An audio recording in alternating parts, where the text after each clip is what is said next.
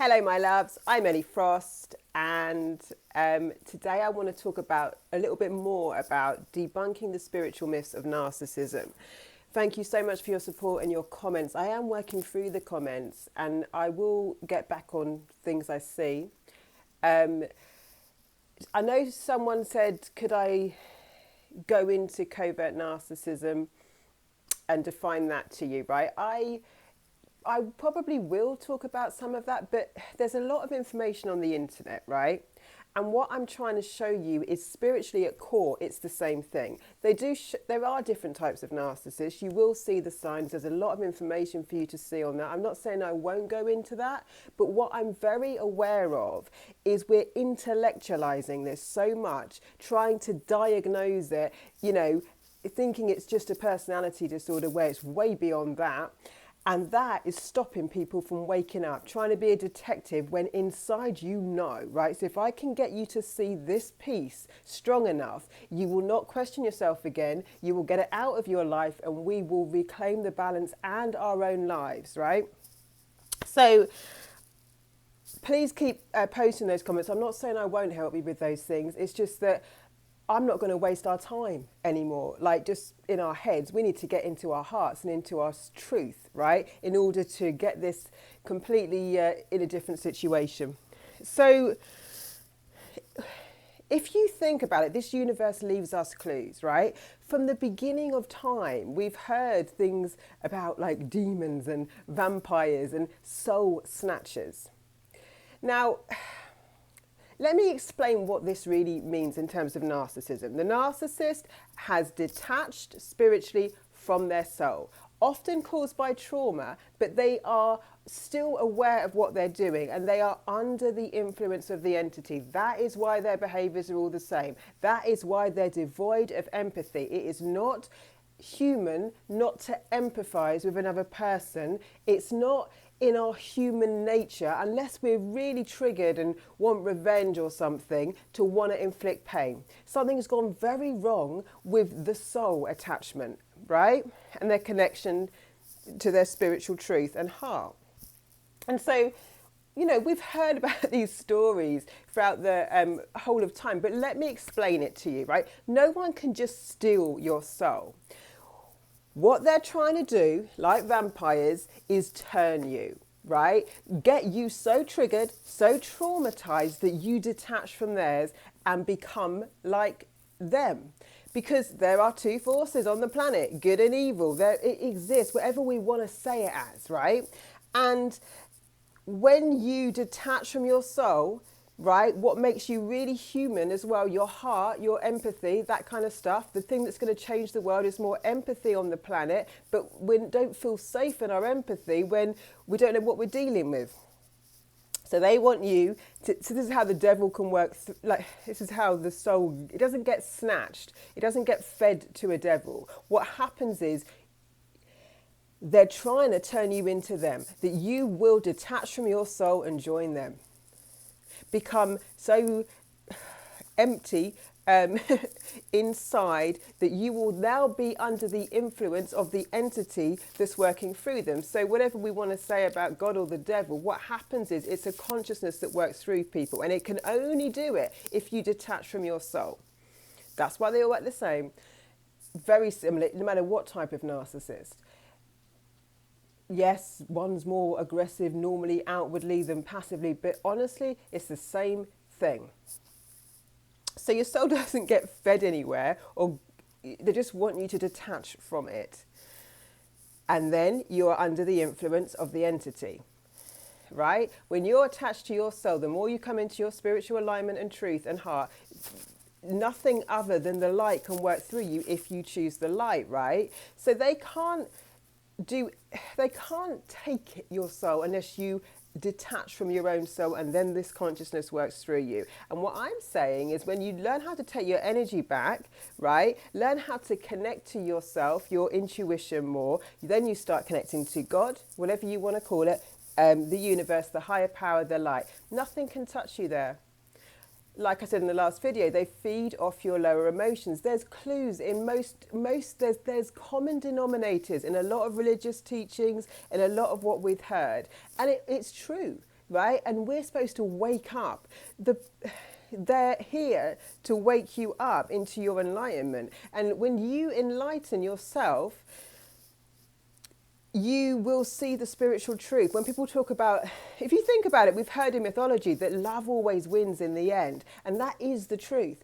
And love does not mean making excuses for these entities. Love means love of humanity, right? And seeing what is and what isn't, seeing the truth. When you see the truth, right, come back into love for yourself. There's nothing loving about letting your life force be siphoned to fuel these entities. You're fueling something not good for humanity on the planet. We don't have to play them at their own game. I've made a video on that, how to win, how to defeat, right? You don't need to play them at their own game. You're not going to out evil. What you're going to do is stand in, I'd call it love, in a different energy. Love for people, love for yourself, love for your life. You're going to completely detach from this darkness because it does start poisoning you. You do start becoming like it. It does start turning you, making you reactive, making you live in fear. I said yesterday in the Bible, for example, 365 times apparently is said, do not be afraid. That's very hard when this thing's got hold of you psychically. It's not in our nature to be unconnected spiritually. And when we do, our lives get very confusing. We don't trust ourselves and we don't trust our intuition. Your intuition's your superpower. Your spiritual gifts like intuition, nudges, hunches. You know, when you feel something's off, when you smell a rat, if you look at that video, you're probably right. But most of us haven't been told to really trust our senses. Children know often before anything's happened, they can sense things because they're much more in tune. They've just come, you know, their souls have just kind of come into the human world. So often their intuition's expanded. They know things. Animals often know, right? Animals pretty much often know. So this is a spiritual sickness more than a psychological thing, you know, that goes on. It starts there, right? So we've got to deal with it on a spiritual level, which means you can't save anyone's soul. You've got to save your own, connect with your own, and see how much God, universe, spirit, whatever you believe in, can work through you. But it can't work through you when you're enmeshed. I made another video about karma, and what I've realized about this, and it's the absolute truth, that while they're plugged into your field because they haven't got their field, they're plugging into yours, right? They're protected by your karma. They're receiving your good, and they're not getting their retribution, if you like. As soon as you withdraw, the balance is restored because spiritually, they're not plugged into your field, and they do get their karma in this lifetime. Not like people say, well, nothing ever bad happens, as if they are these, they're not immune from spiritual law, from justice being served, right? But it gets served spiritually. It only happens when you're not the battery force. There's more life force energy is taken away from them, right? They can't plug into other people because they can't self-source. The entity kind of combusts, and then they have to awaken. Like that, you know, there's nowhere for them to go in that. They're not able to fuel this sickness on the planet anymore. So I do hope that makes sense. I will go into some other things. I will answer your questions and things, but I'm not here just to give you everything else that's out there. I'm here to help you cast out the demons, like come into your true life and not get stuck. Because, you know, a big part of the problem with narcissism is our cognitive dissonance, us trying to make sense of things.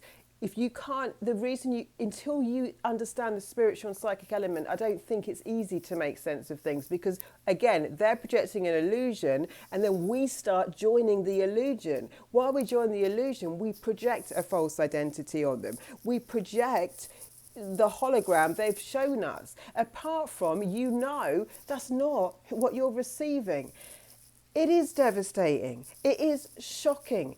So again, an emotional injury to the human is trauma. This can completely stop our manifestations and freeze our life, right? The trauma caused by these situations can stop us being able to get up very well and start being productive again, it poisons us. It's a poison that's infectious. If it's not like to be scared of it, it's to no, I don't mess around here. It's too expensive. It can cost some of us years of our life, our health, our appearance, you know, our everything. They're going to try and drain finances, all of it. It's too expensive. Whatever, when you start feeling it, when you start knowing it, I'd walk away quicker. I wish I'd understood that. I wouldn't ruminate on the illusion of, oh, I wish this was my perfect family, or I wish blah, blah, blah. Way too expensive. They will do something worse over time, and you will feel the aftershock. Always an aftershock with a narcissist. Always living in confusion, and then your life force can't be used to create your best life. So it's very expensive currency energetically to mess around here, no matter how much we think we're getting away with it, or I'll just go through another love bombing stage. That is when you're addicted. That is like a heroin addict saying, I'll just take one more shot. Yeah, you know, with all addictions, they do feel like a high at some stages, but there's always a crash, and it's costing you your life overall. So any more questions, anything, other topics you want me to talk about, let me know. I'm not against going into the details of some of these things, but I don't think it's actually as relevant as seeing it for what it is, because when you see it at the level I'm talking about, you're not going to spend a lot of time trying to diagnose them anymore or trying to figure them out, right? You're going to be honest with yourself about what's going on, and when you can do that, you can get away and make your best life, and we start rebalancing this on the planet. So I hope that's helpful. Lots of love. I'll speak to you soon.